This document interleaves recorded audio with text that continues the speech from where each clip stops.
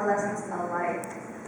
Today we are all gathered in this multicultural setting to share some of our thoughts and feelings. So I'd like to begin by asking, what is Buddhism? Most people define Buddhism as a religion of peace and seclusion, often associating meditation as one of its biggest symbols. People tend to think of monks and temples. While all true, there's so much more to it.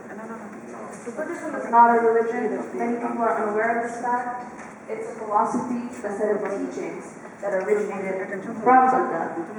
What separates Buddhism from religion, even though it is often referred to as one, is that we don't have a god. The textbook definition of religion being the belief and worship of a superhuman power, especially a god. Buddha is a title given to those who have reached enlightenment. The current Buddha, Gautama Buddha, is well known because he pioneered the teachings we have today. But there were many, many Buddhas before him who overcame that cycle of reincarnation, and many who have reached nirvana. Now, let's kind of break it down, the terms enlightenment, cycle of reincarnation, and suffering. In Buddhism, we believe that after a human dies, they reincarnate into a new being, and this cycle of reincarnation is based off a karma system, where every action has a consequence, and that results in either bad or good karma.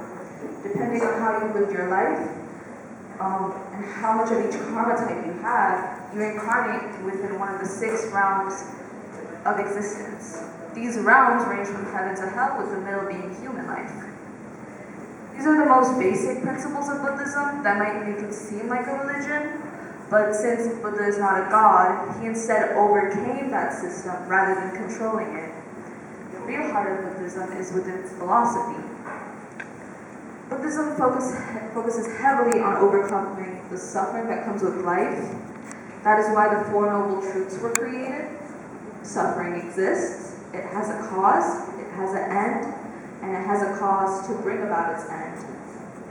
When we talk about suffering, it's not necessarily meant to be seen in a negative connotation. Instead, it's a more realistic way to view life as a whole. From birth, we struggle to stand, we struggle to grow, and what awaits for us is sickness and death. What causes each struggle and why? How can we better understand ourselves and the world around us? What else is there to overcome? That is what Buddhism is.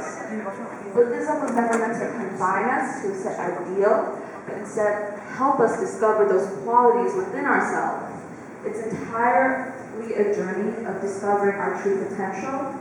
Buddhism acts as a guide towards that journey by providing words of wisdom and support us in our pursuit of the truth. I feel like a lot of Buddhist philosophies and teachings are slowly fading away simply because the world has become so chaotic.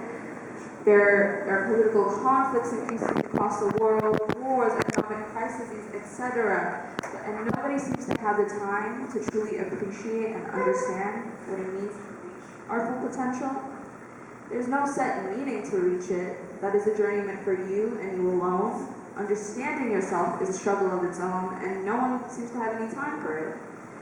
But I know the struggle applies to everyone alike.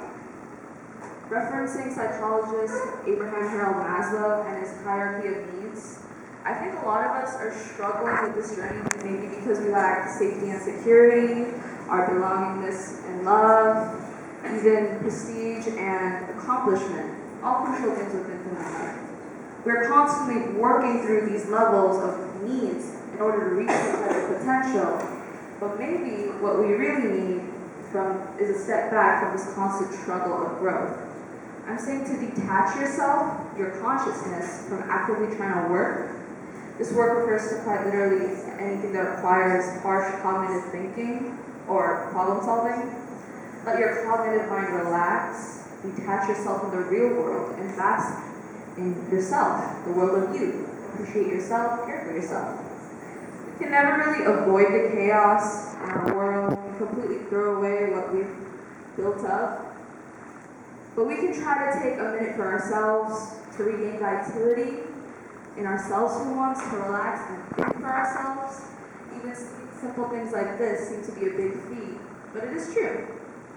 See, maybe to be be enlightened again, this is our first step. And maybe it's also a first step to answering the ever-impending question, what is a human life? Thank you.